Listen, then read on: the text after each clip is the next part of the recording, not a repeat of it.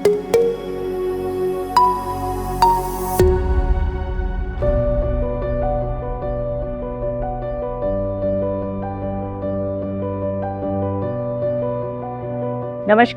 मैं सपना Golecha C K Birla hospitals की तरफ से आपके हमारे टी टॉक के नए एपिसोड में स्वागत करती हूँ। आज हमारा ये जो टी टॉक है ये एक्सक्लूसिवली हमारी नई टेक्नोलॉजी रोबोटिक सर्जरी के ऊपर है। रोबोटिक सर्जरी जिसे हम फ्यूचर ऑफ सर्जरी भी कहते हैं, और इस चर्चा में हम डिस्कस करेंगे कि इसके फ़ायदे क्या हैं, इसके एडवांटेजेस क्या हैं, क्यों हम रोबोटिक्स की तरफ डॉक्टर्स पेशेंट्स को मोटिवेट कर रहे हैं। और हमारे इस चर्चा में हमारे साथ हैं जयपुर मर्चेंट एसोसिएशन से मिस्टर मनोज जैन और शिव जलन, और हमारे जो विशेषज्ञ हैं जो इस टॉपिक पर डिस्कस करेंगे वो है doctor Saurabh Kalia, additional director department of GI surgery.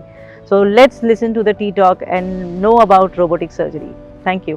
नमस्कार, मैं मनोज जैन पापड़ीवाल, महामंत्री जयपुर हार्डवेयर मर्चेंट एसोसिएशन। मेरे साथ हमारे साथी शिव कुमार जालान जी, और आज हम डॉक्टर सौरभ कालिया साहब से चाय पर चर्चा के लिए यहाँ इकट्ठे हुए हैं। डॉक्टर साहब, रोबोटिक सर्जरी क्या है? तो रोबोटिक असिस्टेड लैप्रोस्कोपिक सर्जरी है रोबोटिक सर्जरी। तो इसमें जो पेट के ऑर्गन्स होते हैं उनको दूरबीन द्वारा और रोबोट के द्वारा उनका ऑपरेशन होता है। तो इसमें जो रोबोटिक इंस्ट्रूमेंट है वो पेशेंट के ऊपर इंस्टॉल्ड होता है, और जो सर्जन है वो थोड़ा दूर बैठ के और रोबोट को मूव करता है। तो उसके द्वारा जो प्रिसीजन है, जो क्वालिटी ऑफ ऑपरेशन है वो इम्प्रूव हो जाता है, बिकॉज बहुत बारीकी से हम जो ऑर्गन को हम ऑपरेट कर रहे हैं उसमें कोई टाँके लगाने हैं, उनको ऑर्गन्स को कुछ काटना है, कोई जोड़ लगाना है, कोई ब्लीडिंग को रोकना है, वो सारी चीज़ें बहुत ध्यान से कर सकते हैं, बिकॉज रोबोट बहुत ज़्यादा डिटेल में उस एरिया को दिखाता है और बहुत क्लोज से हम उसको जो भी स्ट्रक्चर है उसको हम डिसेक्ट कर सकते हैं, और उसमें अगर टाँके लगाने तो बहुत बारीकी से उसको कर सकते हैं। तो रोबोटिक सर्जरी एक एडवांसमेंट है लेप्रोस्कोपिक सर्जरी का। बिल्कुल, बहुत अच्छा डॉक्टर साहब। डॉक्टर साहब, रोबोटिक सर्जरी कितनी सेफ है? तो एक्चुअली सेफ्टी का इशू इसलिए है क्योंकि रोबोट, लोगों को लगता है कि रोबोट इटसेल्फ खुद ही काम कर रहा है, जबकि ऐसा नहीं है। जैसे सर्जन भी ऑपरेट करते हैं तो हमारे से भी गलती हो सकती है, कुछ रोबोट में भी वही, अगर सर्जन जो ऑपरेट कर रहा है वो अगर रोबोट को ढंग से नहीं मैनिपुलेट करे, नहीं करे, तो उससे भी इंजरी हो सकती है। तो सेफ्टी का इशू, जितना लैप्रोस्कोपिक सर्जरी सेफ है उतना ही रोबोटिक सर्जरी सेफ है। तो मतलब काफ़ी सेफ है, और ये सेफ्टी रोबोट इटसेल्फ गलती करे उसका चांस मतलब हज़ारों में एक केस को हो सकता है कि रोबोट इटसेल्फ अपने आप ही कुछ काम करे जो कि सर्जन ने नहीं बोला है। तो वो धीरे धीरे जो डेवलपमेंट हो रहे हैं रोबोटिक सर्जरी लास्ट 20 साल से है पूरे वर्ल्ड में। मतलब सबसे पहले यूएस में 2001 में रोबोट आया था, और वहीं से हमारे पास इंपोर्ट हुआ है। तो क्वालिटी इम्प्रूवमेंट होता जा रहा है, और ऐसे इंस्टेंसेस कम होते जा रहे हैं जिसमें रोबोट से ही इटसेल्फ कोई गलती हुई हो, तो और सेफ होती जा रही है। डॉक्टर साहब, रोबोटिक सर्जरी में सामान्य सर्जरी से क्या फ़ायदे हैं? तो एक्चुअली सामान्य सर्जरी में जो विजन मिलता है, जो हमें, जैसे हम दूरबीन से ऑपरेशन करते हैं तो हम टीवी पे देखते हैं और हमारा हाथ पेट, मतलब इंस्ट्रूमेंट्स पेट के अंदर होते हैं और हम उसको देखकर ऑपरेट करते हैं। तो रोबोटिक सर्जरी में जो विजन है वो बहुत ज़्यादा डिटेल्ड में दिखता है, 10 टाइम्स मैग्निफिकेशन है, मतलब 10 टाइम वो बड़ा दिखता है। तो जो रोबोटिक इंस्ट्रूमेंट है वो भी बहुत फाइन वर्क करने के लिए बने हैं, और वो जैसे अपना रिस्ट होता है, अपनी कलाई होती है, उस तरीके से मूव कर सकते हैं। लेप्रोस्कोपी में वो मूवमेंट इतना नहीं फाइन होता। तो जो फाइन वर्क है जिसमें एरिया ऐसा है जहाँ पर पहुँचना मुश्किल है, जैसे कि मेल पेल्विस में जैसे कोई प्रोस्टेट का ऑपरेशन होता है तो उसमें बहुत डिफ़िकल्ट होता है वहाँ पर पहुँचना और वहाँ पर देखकर उस पर टाँके लगाना। तो लेप्रोस्कोपी में जो भी डिफ़िकल्ट है वो रोबोट में आसान है। तो ब्लीडिंग को कंट्रोल, ब्लीडिंग अगर हमें एक एक नस दिख रही है तो हम ब्लीडिंग बचा सकते हैं, ब्लीडिंग कम हो जाती है।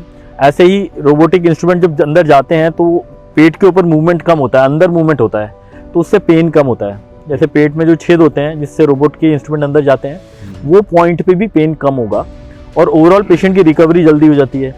तो जो सामान्य सर्जरी से कुछ बेहतर ही होगा, रोबोटिक सर्जरी करी गई है, इम्प्रूवमेंट इन सब में इम्प्रूवमेंट है। और सबसे बड़ा इम्प्रूवमेंट सर्जन के लिए भी है, क्योंकि सर्जन जो लंबा सर्जरी करते हैं उनको पेशेंट के ऊपर खड़ा होकर करने में उनके भी हाथ पाँव में दर्द होता है, कमर में दर्द होता है, वो भी फटीग होकर गलती कर सकते हैं। यहाँ पर सर्जन अलग से बैठा होता है, अलग बैठ के ऑपरेशन करते हैं, और बीच में अगर आपने सर्जरी में बीच में ब्रेक लेना है तो रोबोट वहीं फिक्स हो जाता है, वो अपने आप नहीं चलेगा, आप थोड़ी देर रेस्ट करके वापस ज्वाइन कर सकते हो। वो लेप्रोस्कोपी में वो नहीं हो सकता है। तो ये सब एडवांटेजेस हैं रोबोटिक सर्जरी के। रोबोटिक सर्जरी में डॉक्टर की जरूरत है क्या? रोबोट ही करता है सर्जरी? रोबोटिक सर्जरी में रोबोट इटसेल्फ खुद अपने डिसीजन नहीं लेता, सर्जन ही उसको मूव करता है। तो रोबोट तो एक तरीके से पेशेंट और सर्जन के बीच में एक कंप्यूटर है जो हम मूव कर सकते हैं, जिसको जो हम बोलेंगे उस हिसाब से वो मूव करेगा। तो ये एक मिथ है कि रोबोट इटसेल्फ परफॉर्म कर सकता है, जबकि रोबोट को हम बहुत फाइन मूवमेंट करने के लिए हमें, जैसे हम अगर इतना रफ मूवमेंट कर रहे हैं, रोबोट को हम फाइन मूवमेंट करवा सकते हैं, और रोबोट को जो हमें दिख रहा है उससे ज़्यादा बढ़िया दिख सकता है हमें। तो रोबोट हमें हेल्प करता है वही चीज़ को बेटर करने में, बाकी वो इटसेल्फ डिसीजन नहीं ले सकता है। तो हो सकता है आगे ऐसे कोई रोबोट आए, बट अभी तो यही सिस्टम है कि रोबोट असिस्टेड सर्जरी होती है, मतलब रोबोट असिस्ट करता है हमें सर्जरी करने में। डॉक्टर साहब, आपके डिपार्टमेंट में रोबोट के सपोर्ट से कौन कौन सी सर्जरी हो रही है? रोबोटिक सर्जरी में सारी जो पेट संबंधित आंतों से related, liver, pancreas, gall bladder, जो भी गूदे की बीमारियां हैं, ऐसी बहुत सारी बीमारियां जो पेट के अंदर हम दूरबीन द्वारा करते थे, वो अब रोबोटिक हो सकती हैं। तो इवन पेट के जो हर्निया हैं वो रोबोटिक हो रहे हैं। गॉल ब्लैडर में स्टोन होता है, सबसे कॉमन बीमारी ये है। फिर कईयों के हाइटस हर्निया होता है, रिफ्लक्स की प्रॉब्लम होती है, एसिड रिफ्लक्स, उसके कोई ऑपरेशन होता है, फंडोप्लाइकेशन, वो रोबोटिक हो सकता है। तो रोबोटिक सर्जरी में बहुत ऑप्शंस हैं, और पेशेंट को देखकर, पेशेंट की बीमारी को देखकर वो रोबोट के लिए फिट है कि नहीं, रोबोटिक सर्जरी उसके लिए आइडियल है क्या, या उसको ओपन कराना चाहिए, या फिर उसको कोई और तरीका है, तो हम डिसीजन लेते हैं कि ये पेशेंट रोबोटिक सर्जरी के लिए फिट है और उसी को करते हैं।